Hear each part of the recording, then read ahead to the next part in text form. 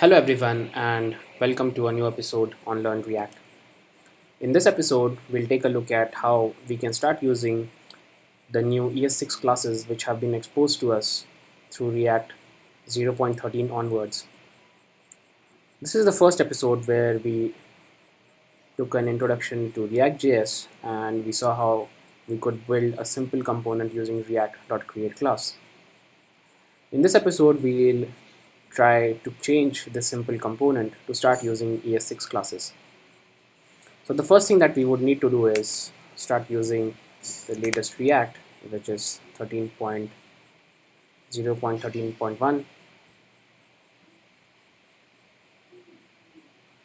So this is still working as expected. To start with, we can get rid of this directive and it's not needed in this version. The next thing that we want to do is move from JSX React to 6.5 so that we are able to have support for ES6 on JSBin. Then what we can do is we can start writing a class which will extend react.component. And this class needs to have a single method which is render.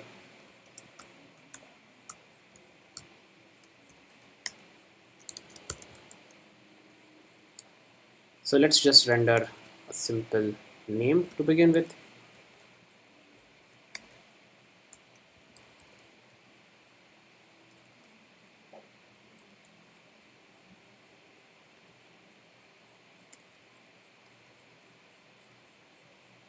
Alright, so we have converted this statement of react.create class into a simple statement using class which extends React component.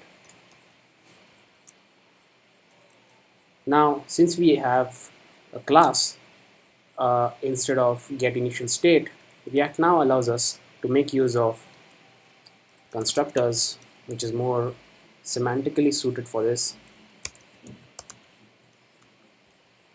So instead of getInitialState, we can have a constructor and wherein we can start providing values for state and in similar way for initial props or prop types. So if we use constructor, we'll just make a call to super and here we can simply set the state. So this will be the initial state for the object. Let's say we want to pass the name.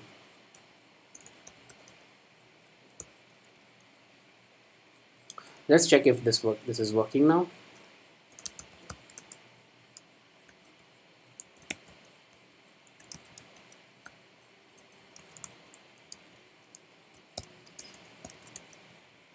And we are successfully able to make use of state which we have set here in a simplified fashion. Another major change which is present is that of Autobinding. Before that, let's just go over through props. So in similar way to a state, we can still make use of props in the same way. So props work as expected. So another big change is that of Autobinding. If we make use of react.create class, it used to magically autobind, that is make available this keyword in all of the functions with respect to the context of the class. So let's introduce a simple button over here to see how that has been changed.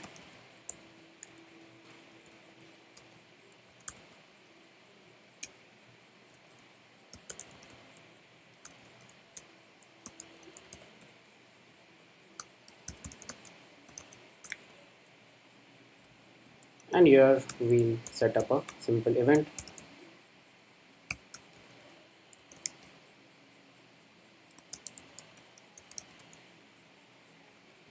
Now we would define a simple method for this, function for this, similar to how we have our render method.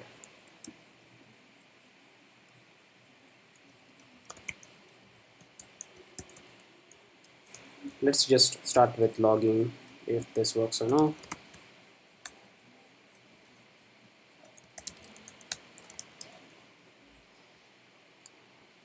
Okay, so this is functional.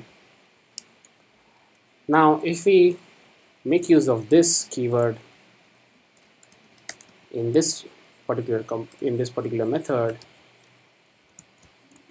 and let's log the state to begin with, this would be undefined since this method is not bound to this, which is the context of this React component. An easy fix for this is in our constructor, we can simply bind our alert user method to this keyword in the constructor. So now if we say click and the alert user method is called, it should have access to the state of this particular component. In future versions, this would be simplified since React would allow us to make use of defining properties on a class, and in that case it would be simplified to just define a method, and when defining the method also bind a particular method. That's it for this episode. Thank you for watching.